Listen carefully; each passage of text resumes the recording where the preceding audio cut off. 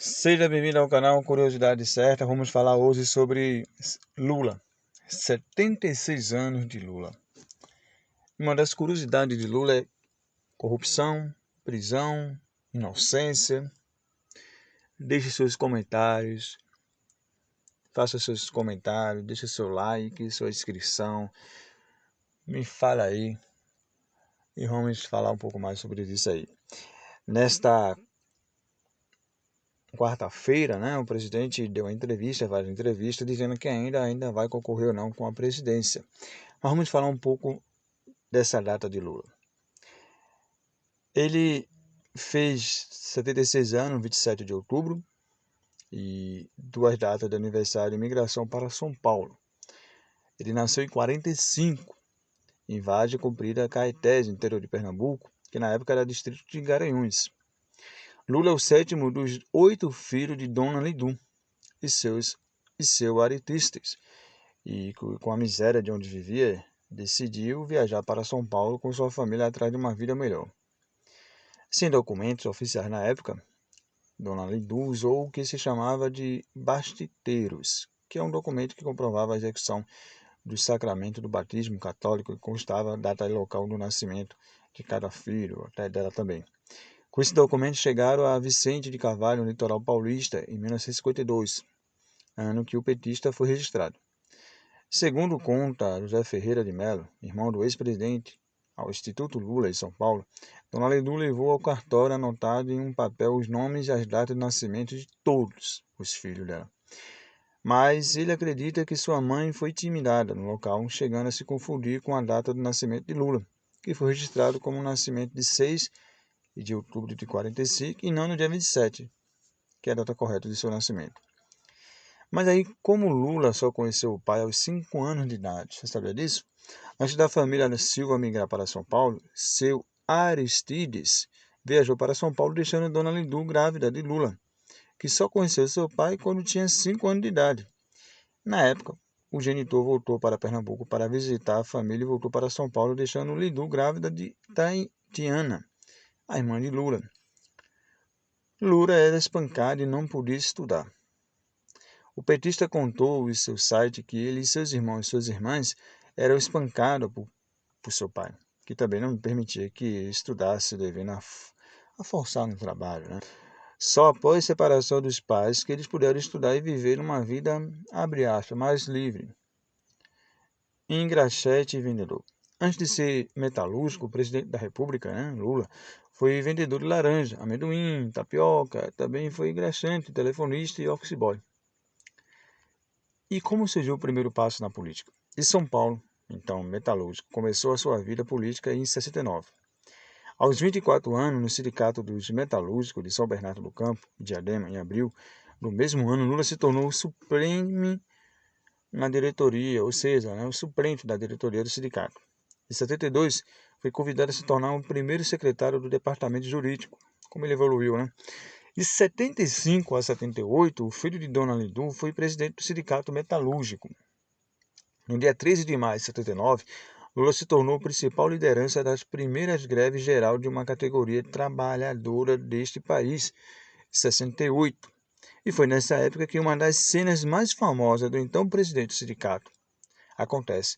Sem sistema de som, sem palanque, Lula falou para uma multidão em cima de uma mesa usando um megafone. E como surgiu a Fundação PT? Sendo responsável pela criação do Partido do Trabalhador em 80, Lula foi o primeiro presidente do partido.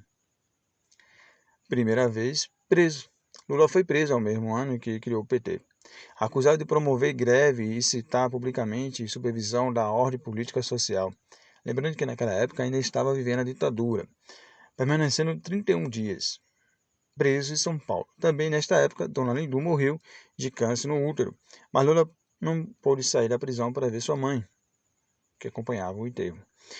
Em 82, o Supremo Tribunal Militar, STM, anulou todo o processo contra Lula por ter liderado a greve dos metalúrgicos, eliminando o risco e ineligibilidade do petista. Primeira vez como candidato. Como uma estratégia do PT de aumentar a visibilidade do partido, Lula se lançou em 82. como candidato ao governo de São Paulo, ficando em quarto lugar com 10% dos votos. Deputado mais votado em 86, ele teve 650 mil votos e conseguiu uma eleição realmente muito boa. Tentativa para ser presidente da República em 89. O petista tenta pela primeira vez ser presidente do Brasil e consegue ir para o segundo turno pela primeira vez, onde se perde para o ex-presidente Collor por 53 e 47. Em 94, Lula tenta pela segunda vez ser presidente do Brasil, mas perdeu no primeiro turno para Fernando Henrique Cardoso, que foi eleito com 54% dos votos contra 27% do petista. A cena de Lula perdendo para FHC no primeiro turno se repete em 98. Foram 53 versus 50,6 contra 31 do petista. Eleito pela primeira vez e reeleição. Na sua quarta tentativa seguida, Lula conseguiu ser eleito presidente do país em 2022, se tornando o primeiro operário presidente do Brasil, com 61,27% dos votos conquistados no segundo turno contra José Serra, que conseguiu 38,72%. Em 2016, no segundo turno, o petista conseguiu ser reeleito com 60% dos votos. Na época, ele disputou a liderança do país com Geraldo Alckmin. E pobreza. Foi no governo do petista que, em 2003, em 2010, 32 milhões de brasileiros conseguiram sair da pobreza, com auxílio de programa de transferência de renda como Bolsa Família. Em 2014, a Organização das Nações Unidas, a ONU, exaltou que o programa era exemplo de política para todos o mundo e para todas as pessoas que eram beneficiadas. Além disso, a ONU revelou que o programa de transferência de renda foi importante para diminuir o impacto que a população sofreu com o aumento dos preços de alimentos, que seguiu a crise de 2008, que teve uma crise mundial. Mas e a corrupção? Em julho de 2017, Lula foi condenado a cumprir 9 anos e 6 meses de prisão acusado de corrupção e lavagem de dinheiro no caso do Triplex do Guarujá. Em janeiro de 2018, o Tribunal Regional Federal da 4ª Vara Região aumentou a pena do petista para 12 anos, mais ou menos. E em abril de 2019, o Supremo Tribunal de Justiça decidiu manter a condenação, mas reduziu a pena para 8 anos, 10 meses de reclusão. No caso do sítio de Atibaia, Lula é acusado de receber propina das construtoras OAS e Odebrecht por meio de reformas de 2010, no sítio no município de Interior Paulista. A juíza federal, Gabriela Hadi, condenou Lula a 12 anos e 1 mês de prisão por corrupção ativa, passiva e lavagem de dinheiro. Em setembro de 2017, Rodrigo Janotti, então procurador da República, apresentou denúncia com petista por suposto crime de obstrução de justiça. Lula também foi acusado de cometer crime de corrupção passiva, tráfico de influência, lavagem de dinheiro, ao supostamente pressionar o BNDES para emprestar dinheiro para a obra de Angola. O ex-presidente ainda foi apontado para receber propina da Odebrecht por meio de cobrar um terreno para instituir Lula. Tornou-se réu por tráfico de influência, lavagem de dinheiro e organização criminosa no âmbito operacional Zelote. Também no âmbito de Operação Zelote, a Justiça Federal aceitou denunciar contra Lula por corrupção passiva, por recebimento de propina. No fim de 2018, o juiz Valdinez de Souza Oliveira, da 10ª Vara Federal em Brasília, aceitou denunciar a denúncia, do PM do Ministério Público Federal contra Lula, Dilma Rousseff, seu ex-ministro da Fazenda Antônio Palocci e Guido Manteiga, e o ex-tesoureiro do PT, João Vascorino Neto, por formação de organização criminosa. Preso pela segunda vez. Após o pedido da prisão expedido pelo então juiz Sérgio Moro, Lula entregou à Polícia Federal no dia 7 de abril de 2018.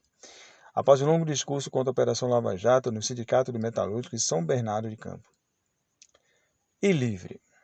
Após 580 dias preso na carceragem da Polícia Federal em Curitiba, o ex-presidente Lula teve sua liberdade concedida no dia 8 de novembro de 2019, após decisão do Supremo Tribunal Federal que derrubou as prisões de segunda instância, inocentado das acusações.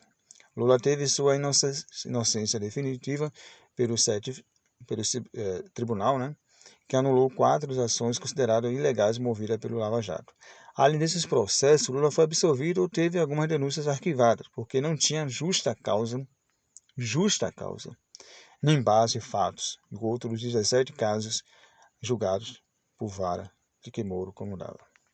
Então, se você gostou, se inscreva nesse canal, ajude esse canal a crescer, a desenvolver mais curiosidade